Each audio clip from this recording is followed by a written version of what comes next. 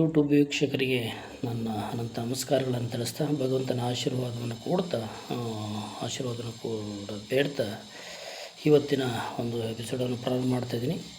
ಯಾರು ಇದೇ ಮೊದಲನೇ ಬಾರಿಗೆ ನಮ್ಮ ಚಾನಲ್ನ ನೋಡ್ತಾ ಇದ್ದೀರಾ, ದಯಮಾಡಿ ಸಬ್ಸ್ಕ್ರೈಬ್ ಆಗಿ ಮತ್ತೆ ಲೈಕ್ ಮಾಡಿ ಅಂತ ತಮ್ಮಲ್ಲಿ ಕೇಳ್ಕೊಳ್ತಾ, ಈಗ ನಿನ್ನೆ ಯೋಗ ಸೂರ್ಯ ನಮಸ್ಕಾರದ ಬಗ್ಗೆ ಮಾಹಿತಿಯನ್ನು ಕೊಟ್ಟಿದ್ದೆ. ಸ್ವಲ್ಪ ಅದರ ಬಗ್ಗೆ ಉಪಯೋಗಗಳನ್ನು ಕೂಡ ಹೇಳಿದ್ದೆ. ಏನೇನು ಉಪಯೋಗ ಆಗುತ್ತೆ, ಇನ್ನೂ ಇದ್ದಾವೆ, ಭಾಳಷ್ಟು ಉಪಯೋಗಗಳಿದ್ದಾವೆ. ಮುಂದಿನ ದಿನಗಳಲ್ಲಿ ಹೋಗ್ತಾ ಸ್ವಲ್ಪನೇ ತಿಳ್ಕೊಳ್ತಾ ಹೋಗೋಣ. ಮತ್ತು ನಾವು ಯೋಗ ಮಾಡಬೇಕಂದ್ರೆ ನಮ್ಮ ಉಡುಗೆ ತೊಡುಗೆ ಹೇಗಿರಬೇಕು ಅನ್ನೋದ್ರ ಬಗ್ಗೆ ಸ್ವಲ್ಪ ಮಾಹಿತಿ ಕೊಡಬೇಕು. ಯಾಕೆಂದರೆ ಏನಾಗ್ತದೆ, ನಾವು ಫುಲ್ಲು ಶರ್ಟು ಪ್ಯಾಂಟು ಮತ್ತು ಮಹಿಳೆಯರೆಲ್ಲ ಸ್ಯಾರಿಗಳು ಇವೆಲ್ಲ ಹಾಕ್ಕೊಂಡು ಮಾಡೋಕ್ಕಾಗಲ್ಲ. ಯಾಕೆಂದರೆ ಅದಕ್ಕೆ ತನ್ನದೇ ಆದಂಥ ಒಂದು ಉಡುಪಿದೆ. ಒಂದು ಉದಾಹರಣೆಗೆ ಜೆಂಟ್ಸ್ ಅಂದಾಗ ಸ್ಯಾಡ್ಸು ಒಂದು ಬನೀನಿದ್ದರೆ ಸಾಕು, ಆಯಿತಾ. ಮಹಿಳೆಯರಂದಾಗ ಒಂದು ಟ್ರ್ಯಾಕ್ ಪ್ಯಾಂಟು, ಒಂದು ಟೀ ಶರ್ಟು, ಇಷ್ಟು ಹಾಕೊಂಡು ಮಾಡಿದ್ರೆ ಅವ್ರಿಗೆ ಅನುಕೂಲ ಆಗುತ್ತೆ. ಯಾಕೆಂದರೆ ನಾವು ಯಾವಾಗ ಹೆಚ್ಚು ಬಟ್ಟೆನ ಉಡುಗೆಯನ್ನು ತೊಟ್ಕೋತೀವಿ, ನಮ್ಮದು ಮನಸ್ಸೆಲ್ಲ ಅಲ್ಲೇ ಹೋಗುತ್ತೆ. ಮತ್ತು ಅದು ನಮ್ಮ ಯೋಗಾಸನವನ್ನು ಮಾಡೋಕ್ಕೆ ಅದು ನಮಗೆ ಫ್ರೀ ಬಿಡಲ್ಲ. ಏನಾದ್ರು ಮಾಡೋಕ್ಕೆ ಹೋದಾಗ ಅಡೆತಡೆ ಆಗ್ತಾಯಿರ್ತದೆ. ಇಲ್ಲ ಶರ್ಟ್ ಟೈಟ್ ಆಗೋದು, ಪ್ಯಾಂಟ್ ಟೈಟ್ ಆಗೋದು, ಎಳ್ಕೊಂಡು ಇದು ಮಾಡೋದು ಏನಾಗ್ತದೆ ಅಂದರೆ ಆವಾಗ ನಾವು ನೀಟಾಗಿ ಮಾಡೋಕ್ಕಾಗಲ್ಲ. ಅದರಿಂದ ನಮಗೆ ಅದು ಫ್ರೀನೆಸ್ಸು ಬರಲ್ಲ. ಅದರಿಂದ ನೀವೇನು ಮಾಡಬೇಕು ಅಂದರೆ, ಯಾವುದೇ ಯೋಗವನ್ನು ಮಾಡಬೇಕು ಅಂದಾಗ ಕನಿಷ್ಠ ಬಟ್ಟೆಯನ್ನು ಹಾಕ್ಕೋಬೇಕು. ಕನಿಷ್ಠ ಬಟ್ಟೆಯನ್ನು ಹಾಕ್ಕೊಳ್ಬೇಕು. ಮತ್ತು ವಾತಾವರಣ ಹೇಗೆ ಇರಬೇಕು, ವಾತಾವರಣ ಪ್ರಶಾಂತವಾಗಿರಬೇಕು. ಮತ್ತು ನೀವು ಕೂಡ ಕೂಲಾಗಿರ್ಬೇಕು, ಕಾಮಾಗಿರಬೇಕು. ಕೋಪದಲ್ಲಿ ಅಥವಾ ಇನ್ನೊಂದು ಯಾವುದೋ ಒತ್ತಡದಲ್ಲಿ ಬಂದು ಮಾಡೋಕ್ಕೆ ಹೋದಾಗಲೂ ಕೂಡ ಅದರಿಂದ ಉಪಯೋಗ ಆಗಲ್ಲ. ನೀವು ಕೂಡ ಕಾಮಾಗಿದ್ದೇ ಯೋಗವನ್ನು ಪ್ರಾರಂಭ ಮಾಡಿದಾಗ ಅದಕ್ಕೆ ನಿಮಗೆ ಅನುಕೂಲ ಆಗ್ತದೆ ಅಂತ ಹೇಳ್ತಾ, ಹಾಗೆ ಜೊತೆಗೆ ನಾನು ಯಾವ್ಯಾವ ಸ್ತೋತ್ರಗಳು 12 ಶ್ಲೋಕಗಳು ಬರ್ತವೆ ಅಂತ ಹೇಳಿದೆ. ಯಾವುದು ಸೂರ್ಯ ನಮಸ್ಕಾರಗಳಲ್ಲಿ. ನಿಮಗೆ ಯಾರು ನೆನಪಿಲ್ಲ ಅಂದರೆ ಬೇಕಾದ್ರೆ ಬರ್ಕೊಳ್ಳಿ, ತೊಂದರೆ ಇಲ್ಲ. ಯಾರ್ಯಾರು ನೆನಪಿಲ್ಲ ಅವ್ರು ಬೇಕಾದ್ರೆ ಬರ್ಕೊಳ್ಳಿ. ನೋಡಿ ಹೇಳ್ತೀನಿ. 12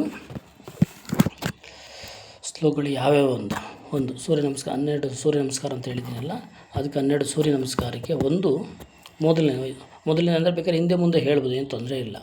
ಆದರೆ ಕೊನೆಯಲ್ಲಿ ಒಂದು ಇದರ್ಥ ಸೂರ್ಯನ ಬಗ್ಗೆ ಹೇಳಿದ್ರೆ ಸಾಕು. ಹಾಗೆ ಹೇಳ್ತೀನಿ ನೋಡಿ. ಮೊದಲನೇದು ಓಂ ಮಿತ್ರಾಯ ನಮಃ, ಇದು ಒಂದನೇದು.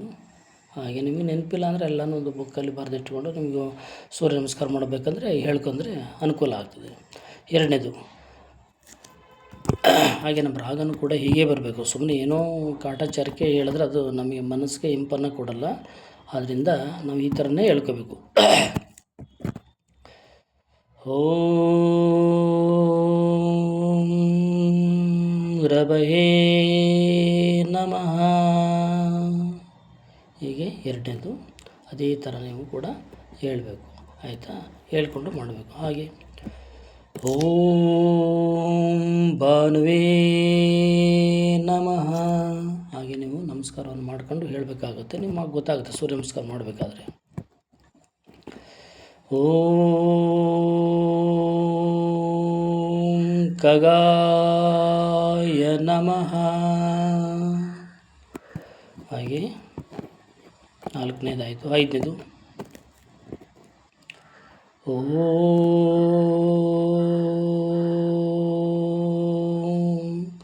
ಹಿರಣ್ಯಗರ್ಭಾಯ ನಮಃ, 5ನೇ ಶ್ಲೋಕ. ಹಾಗೆ 6ನೇದು ಓಂ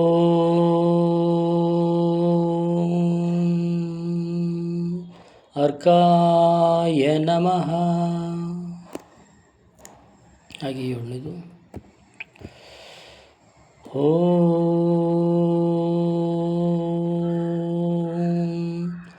ಆದಿತ್ಯಾಯ ನಮಃ. ನೀವು ಯಾವಾಗ ಓಂಕಾರವನ್ನು ಹೇಳ್ತೀರಿ ಮನಸ್ಸಿಗೆ ಉಲ್ಲಾಸವನ್ನು ಕೊಡ್ತದೆ, ಅದು ಮೃದುವನ್ನು ಕೊಡ್ತದೆ. ಆಗ ನಿಮ್ಮಲ್ಲಿ ತರಂಗಗಳು ಅನ್ನೋದು ನಿಮ್ಮಲ್ಲಿ ಕೆಲಸ ಮಾಡುತ್ತೆ. ಇಲ್ಲ ಅಂದರೆ ನೀವು ಹೇಳ್ತೀನಿ ಅಂತ ಕೊನೆಯಲ್ಲಿ ಯಾವಾಗ ಏನು ಅಂದ್ಬಿಟ್ಟು, ಆಯಿತಾ. 8ನೇದು ಓಂ ಮರಿಚಯೇ ನಮಃ, 9ನೇದು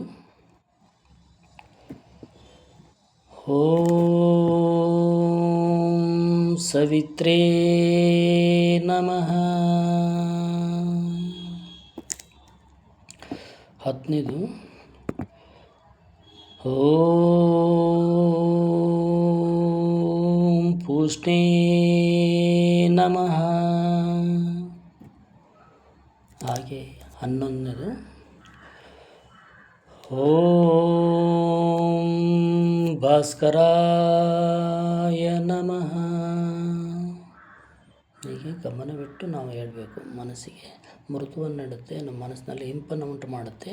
ಆ ಹೇಳುವಂಥ ತರಂಗಗಳನ್ನು ನಾವು ಗಮನಿಸ್ತಾ ಹೋದಾಗ ನಮ್ಮ ಮನಸ್ಸಿಗೆ ಎಲ್ಲಿಲ್ಲದ ಉಲ್ಲಾಸ ಆಗುತ್ತೆ. ತನ್ನಷ್ಟಕ್ಕೆ ತಾನೇ ನಾವು ತನ್ಮಯರಾಗ್ತೀವಿ. ಹಾಗೆ 12ನೇದು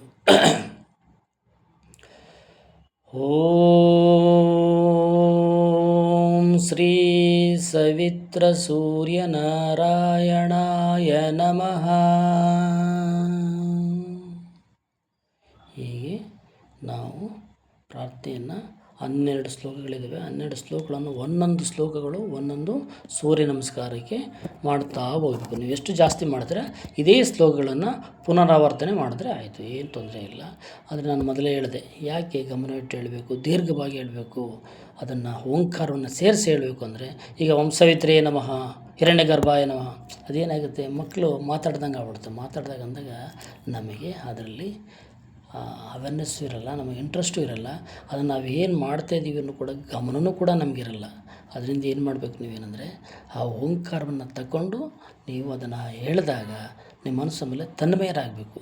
ನೀವೇನು ಮಾಡ್ತಾಯಿದ್ದೀರ, ನೀವು ಎಲ್ಲಿರ್ತೀರ, ಏನಿರ್ತೀರ, ನಿಮ್ಮಲ್ಲಿ ನೀವು ತಲ್ಲೀನರಾಗಿ ನೀವು ಹೇಳ್ತಾ ಇರೋ ಕಡೆ ಗಮನ ಕೊಟ್ಟಾಗ, ಉಸಿರಾಟದ ಕಡೆ ಗಮನ ಕೊಟ್ಟಾಗ ನಿಮಗೆ ಅದರಿಂದ ಅನುಕೂಲ ಆಗ್ತದೆ, ಉಪಯೋಗ ಆಗುತ್ತೆ. ಹೌದು, ನಾನು ನಿಜವಾಗ್ಲೂ ಮಾಡ್ತಾಯಿದ್ದೀನಿ, ಇದರಿಂದ ಉಪಯೋಗ ಆಗ್ತದೆ ಅಂತ ನಿಮ್ಗೆ ಗೊತ್ತಾಗುತ್ತೆ. ಇಲ್ಲಾಂದ್ರೆ ಸುಮ್ಮನೆ ಬಾಯಿಗೆ ಬಂದಂಗೆ ಹೇಳ್ಕೊಂಡು ಹೋಗ್ತಾಯಿದ್ರೆ ಅದು ಶ್ಲೋಕ ಆಗಿರಲ್ಲ. ಅದು ಬಾಯಿಪಾಠದ ರೀತಿ, ಮಕ್ಕಳಿಗೆ ಪಾಠ ಹೇಳೋ ಬೈಯೋ ರೀತಿ, ಏನೋ ಒಂದು ರೀತಿ ಆಗಿಬಿಟ್ರೆ. ಅದರಿಂದ ಹೇಳ್ತಕ್ಕಂಥ ಓಂಕಾರ ಹೇಗಿರಬೇಕು ಅಂದರೆ, ನಮ್ಮ ಮನಸ್ಸಿಗೆ ಇಂಪನ್ನು ಕೊಡಬೇಕು, ಮೃದುವನ್ನು ಕೊಡಬೇಕು, ಜೈಂಕಾರವನ್ನು ಕೊಡಬೇಕು. ಅದರಲ್ಲಿ ನಮ್ಮಲ್ಲಿ ತಲ್ಲೀನರಾಗಿ ನಾವು ಗಮನಿಸ್ತಾ ಹೋಗಬೇಕು. ಒಂದೊಂದು ಸಾರಿ ಹೇಳಾದಮೇಲೆ ಅದನ್ನು ಆ ತರಂಗಗಳು ಬರ್ತದೆ, ಆ ತರಂಗಗಳನ್ನು ಗಮನಿಸ್ತಾ ಹೋದಾಗ ನಮಗೆ ಅದರಿಂದ ಅನುಕೂಲ ಆಗ್ತದೆ ಅಂತ ಹೇಳ್ತಾ, ಇನ್ನು ಮುಂದಿನ ವೀಡಿಯೋದಲ್ಲಿ ಇನ್ನೂ ಭಾಳಷ್ಟು ವಿಷಯಗಳನ್ನು ಹೇಳ್ತೀನಿ. ಹಾಗೆ ಆಸನಗಳ ಬಗ್ಗೆ ಏನೇನು ಉಪಯೋಗ ಇರ್ತವೆ ಅಂದರೆ ನಾನು ತಿಳಿದ ಮಟ್ಟಿಗೆ ಹೇಳ್ತಾ ಇರ್ತೀನಿ. ಎಷ್ಟು ಜನಕ್ಕೆ ಉಪಯೋಗ ಆಗುತ್ತೆ ದಯಮಾಡಿ ಗೊತ್ತಿರೋರು ಬಿಟ್ಬಿಡಿ, ಗೊತ್ತಿಲ್ಲದಿರೋರು ಅದರಿಂದ ಇಷ್ಟಿಂದ ನಾನು ಹೇಳುವಂಥದ್ದು ಕೆಲವು ಜನಕ್ಕಾದ್ರೂ ಉಪಯೋಗ ಆಗ್ಬೋದು. ಯಾಕೆಂದರೆ ಅವರು ಹೇಗೆ ಬಟ್ಟೆ ಹಾಕೋಬೇಕು ಅಂತ ಗೊತ್ತಿರಲ್ಲ. ಆಮೇಲೆ ಬರೀ ನೆಲದಲ್ಲಿ ಮಾಡಬಾರ್ದು, ಅದು ಹೇಳೋದು ನನಗೆ ನೆನಪಿಲ್ಲ. ಕೆಳಗಡೆ ಬರೀ ನೆಲದಲ್ಲಿ ಮಾಡಬಾರ್ದು, ಒಂದು ಮ್ಯಾಟ್ ಹಾಕಬೇಕು. ಯೋಗವನ್ನು ಮಾಡಬೇಕು ಅಂದಾಗ ಅಲ್ಲಿ ಸ್ಥಳ ಪ್ರಶಾಂತವಾಗಿರಬೇಕು. ಮ್ಯಾಟನ್ನು ಹಾಕಬೇಕು. ಸರ್ ಮ್ಯಾಟ್ ಇಲ್ಲ ಸರ್, ಒಂದು ದೊಡ್ಡ ಟವಲನ್ನು ಹಾಕಬೇಕು. ಅದಿಲ್ಲ ಸರ್, ಬೆಡ್ಶೀಟು ಯಾವುದಾದ್ರೂ ಹಾಕ್ಕೊಂಡು ನಾವು ಮಾಡಬೇಕಾಗತ್ತೆ. ಆಯಿತಾ? ಬೆಡ್ ಮೇಲೆಲ್ಲ ಮಾಡೋಕ್ಕೋಗ್ಬಾರ್ದು. ಬೆಡ್ ಮೇಲೆ ಏನಾಗುತ್ತೆ, ಲೆವೆಲ್ ಇರಲ್ಲ, ನಮಗೆ ಅಲ್ಲಿ ಅವೇರ್ನೆಸ್ಸೇ ಹೊಂಟೋಗುತ್ತೆ. ನಮಗೆ ಯೋಗ ಮಾಡೋ ಒಂದು ಅದಕ್ಕೆ ಅರ್ಥನೇ ಹೊರಟೋಗುತ್ತೆ. ಅದರಿಂದ ಯಾವತ್ತೂ ಕೂಡ ನೆಲದ ಮೇಲೆ ಮಾಡಬೇಕು. ನೆಲದ ಮೇಲೆ ಮಾಡಿದಾಗ ಅದಕ್ಕೆ ಅರ್ಥ ಸಿಗೋದು, ಆ ಯೋಗಕ್ಕೆ ಒಂದು ನಾವು ಕೊಟ್ಟಂಥ ಗೌರವ ಅಂತ ಹೇಳ್ತಾ ಇವತ್ತಿನ ಒಂದು ವಿಡಿಯೋನ ಮುಗಿಸ್ತೀನಿ.